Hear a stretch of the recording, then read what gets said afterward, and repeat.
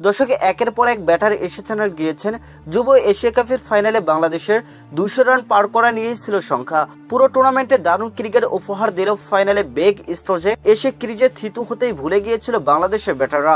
ভারতের বিপক্ষে যখন বলার মতো স্কোর নেই কারো ব্যাটে, তখন লোয়ার মিডল অর্ডারের ফরিদ হাসান দায়িত্ব নিলেন দলকে বলার মতো সংগ্রহ এনে দিতে। দর্শক সঙ্গী হিসেবে পেয়েছেন মারুফ মিদাকে, অবশ্যই তাতেও শেষ রক্ষা হয়নি তার।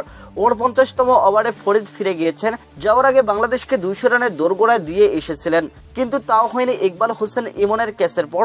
যুব এশিয়া কাপের ফাইনালে 198 রানে অল আউট হয়েছে বাংলাদেশ। দলের হয়ে সর্বোচ্চ রান এসেছে রেজান হোসেনের ব্যাট থেকে।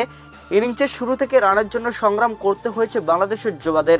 7 নম্বর ওভারে কালাম সিদ্দিকী আউট হওয়ার আগে 16 বলে করেছিলেন তিনি মোটে 1 রান। সেটা হয়তো ইঙ্গিত দেয় ব্যাটিং পিছে ঠিক কতটা সংগ্রাম করেছে বাংলাদেশ। তবে তীরে নামা আজিজুল হাকিম তামিম কিছুটা হতাশই করেছেন। পুরো আসরে অধিনায়ক তামিম মুগ্ধ সরালেও ফাইনালে করতেই পেরেছেন মোটে 16 রান। দর্শক বেশ প্রতাপের সঙ্গে ফাইনালে উঠেছে বাংলাদেশ। শিরোপা ধরে রাখার মিশনে প্রতিপক্ষ ভারত।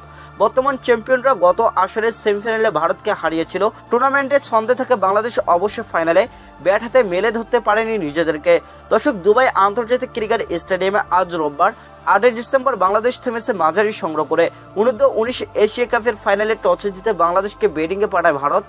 আগে ব্যাট করতে নেমে বাংলাদেশের যুবারা 49.1 ওভারে সবকয়টি উইকেট হারিয়ে তুলেছে 198 রান। এদিন ওপেনিং জুটি দাঁড় করাতে পারেনি টাইগার যুবারা।